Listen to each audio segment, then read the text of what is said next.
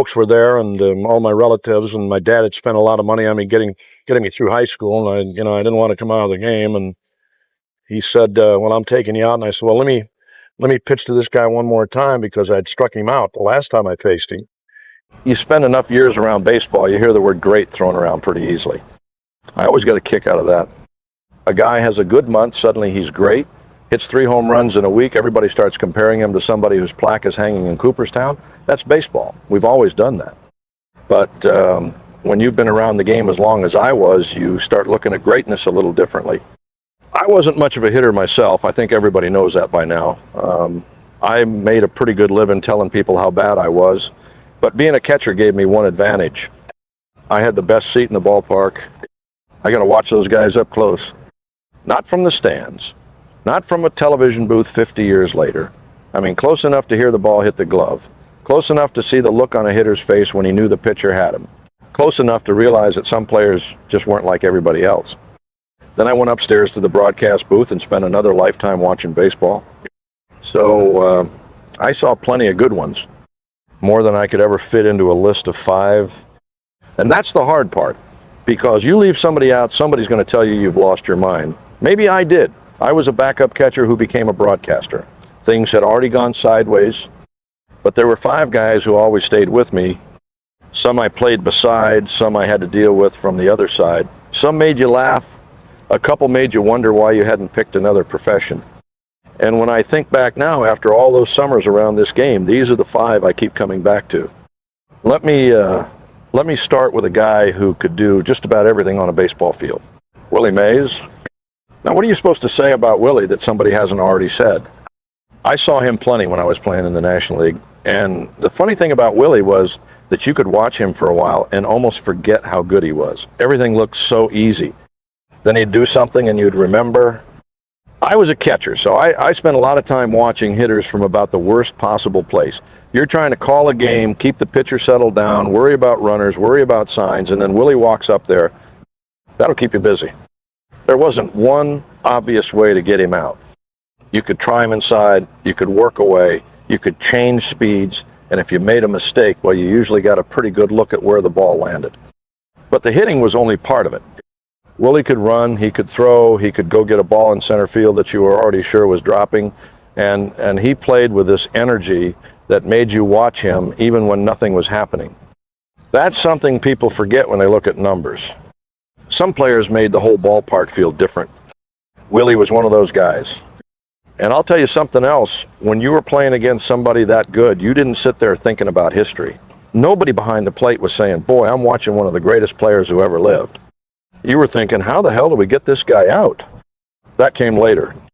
Years later, when I was in the booth and had all that time to look back, you started understanding what you had actually seen. I saw a lot of great center fielders. I saw great hitters, great runners, great arms. Willie had all of it. That's why whenever people ask me about the best players from my time, his name never took very long to come up. He made baseball look like the easiest game in the world. Believe me, it isn't. I tried it. Warren Spahn was different. I actually got to be his teammate in Milwaukee, which meant I got to see something most fans never did. They saw Spahny on the mound. I got to see him before the game, after the game, around the clubhouse, all of it. And the thing I remember is how much he understood about pitching. He wasn't just throwing the baseball. He was working on you. There's a difference. Spahny had been around forever by the time I got there. At least it seemed that way to me. I was still trying to prove I belonged in the big leagues, and here was this guy who already seemed to know every possible way a hitter could get himself out. That's what the really good pitchers understood. Sometimes you didn't have to beat the hitter. You just had to give him enough rope to beat himself. And Spahny could do that all afternoon.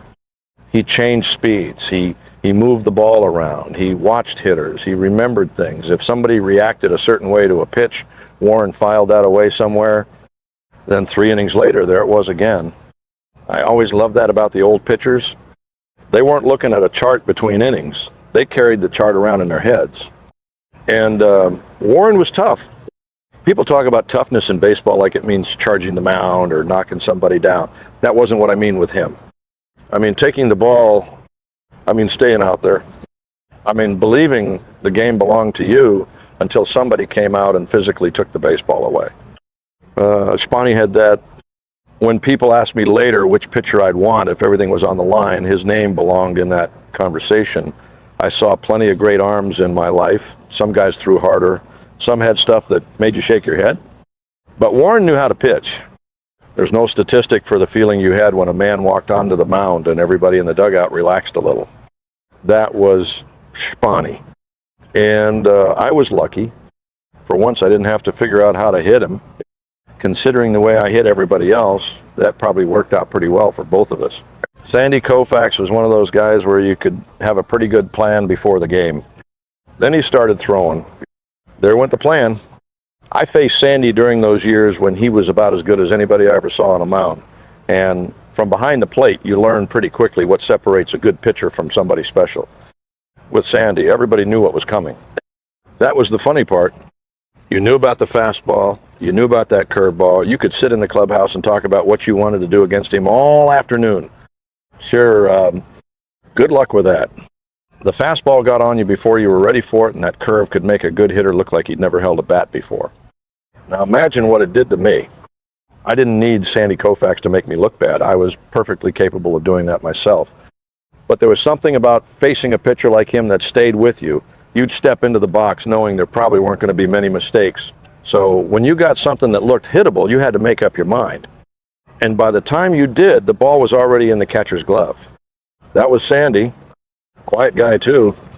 He didn't need to make a show out of anything. There were pitchers who wanted everybody in the stadium to know they were in charge. Sandy didn't have to tell you. You knew. I always respected that. Later on, people would ask about the pitchers I saw, and if you're talking about one game with everything on the line, Sandy Koufax has to be in that conversation. I saw Bob Gibson. I saw Warren Spahn. I saw Don Drysdale. I saw a whole bunch of guys who could ruin your afternoon. But Sandy at his best was something else. And when you get older, those are the things you remember. Not every at-bat, not every score. You remember the feeling. Standing there against Sandy Koufax, you felt like the strike zone had gotten bigger and the bat in your hands had gotten smaller. Maybe that was just me. My bat always seemed pretty small. Gibby. Now, there was a man you didn't fool around with. I knew Bob Gibson as a teammate in St. Louis, and I'll tell you, the Bob Gibson you talked to when he wasn't pitching and the Bob Gibson you saw when it was his day to pitch could feel like two different people. On the days he wasn't working, Gibby could laugh with you. We could sit around, talk, carry on like ball players do. Then came the day he was pitching. Leave him alone. That was pretty much the program. You could see it in him before he ever got out to the mound. He was already in the game, already thinking about hitters, already somewhere the rest of us probably shouldn't bother trying to follow him. And once he got on that mound, forget it. Gibby competed at everything. That's what I remember most. People talk about his fastball, and they should. They talk about how intimidating he was, and there was plenty of truth to that too. But what made him special to me was how badly he wanted to beat you. Every hitter mattered. Every inning mattered.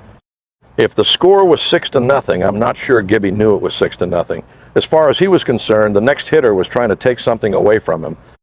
And he wasn't going to let that happen. Years later, we'd get together for old-timers games, and you'd think maybe that competitive fire would have cooled off, and no chance. I remember the feeling that if you hit a ball back through the middle against Gibby, you might want to think carefully about your next trip to the plate. This was years after we were done playing for real. That was Bob. He didn't know how to compete halfway. I've been asked plenty of times which pitcher I'd want if I had to win one game. There are several names you could give me, and I wouldn't argue. But Gibby would be right there, because when everything got tight and everybody in the ballpark knew the game mattered, he seemed to get tougher. I've seen a lot of great competitors in baseball. I'm not sure I ever saw one better than Bob Gibson. Henry Aaron. Hank was different for me. The other guys on this list, I could talk about what they did on a baseball field all day. I could tell you about Willie running down a fly ball, Spanny working a hitter, Sandy Koufax making people look helpless, or Gibby turning a baseball game into something personal. But with Henry, I knew the man. We were teammates in Milwaukee, and we stayed friends for a long, long time. And I'll tell you, when you were around Hank every day, you almost had to remind yourself what you were watching. He didn't make a big production out of being great. That wasn't Henry. He came to the ballpark, he did his work, he got his hits. He hit the ball harder than just about anybody had a right to hit it, and then he came back the next day and did it again. No show. No need to tell everybody how good he was. You already knew. I remember watching him hit and thinking how quiet everything looked. There wasn't a lot of wasted movement. He didn't look like he was trying to knock the cover off the ball. Then you'd hear that sound. That was enough. The ball came off Hank's bat differently. And the thing people sometimes forget is that Henry could do everything. He could run, he could throw, he could play the field. Everybody remembers the home runs, and of course they should, but there was a complete ball player underneath all of that. I got to see it close. I also got to see the person behind it. That mattered more to me as the years went by. Whenever Henry and I got together later, we laughed. That's what I remember. Two old teammates telling the same stories again, probably making them a little better every time. That's what happens when you get old. The stories improve. The batting averages usually improve too. Mine needed all the help it could get. But Henry never needed anybody to make his career sound better than it was. He was simply one of the greatest baseball players who ever lived. And out of all the incredible players, I was lucky enough to see if you make me put one man at the top, I'm taking Hank Aaron. Not just because of the player I watched, because I knew the man too. You know, the funny thing about making a list like this is that the minute you finish it, you start thinking about everybody you left off. That's baseball. I could sit here another couple hours and give you 5 more, then 5 after that. I was lucky enough to come through the game at a time when you could look across the field and see Willie Mays. You could watch Warren Spahn take a baseball and figure out 27 different ways to get 27 outs. You could stand in against Sandy Koufax, although I wouldn't recommend it, and you could watch Bob Gibson turn into somebody you probably didn't want to talk to for about 3 hours. Then there was Henry. I got lucky with that one. I didn't just get to watch Hank Aaron play baseball. I got to know him. I got to laugh with him. And years later, when the uniforms were gone and nobody cared what happened in the 3rd inning of some game we played 60 years earlier, that friendship was still there. That's the part of baseball you don't understand when you're young. When you're playing, everything feels important. The next game, the next at-bat, the next road trip. Then the years go by. You forget the scores. You forget half the games. But you remember people.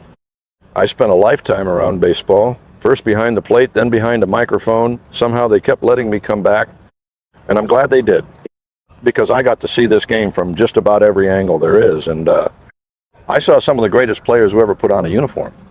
I saw them when they were young. I saw some of them when they were old. I saw them angry, laughing, tired, nervous, and sometimes doing things on a baseball field that didn't seem possible. And after all those years, that's what stays with you. Not the numbers, the people. And I was lucky enough to know some pretty good ones.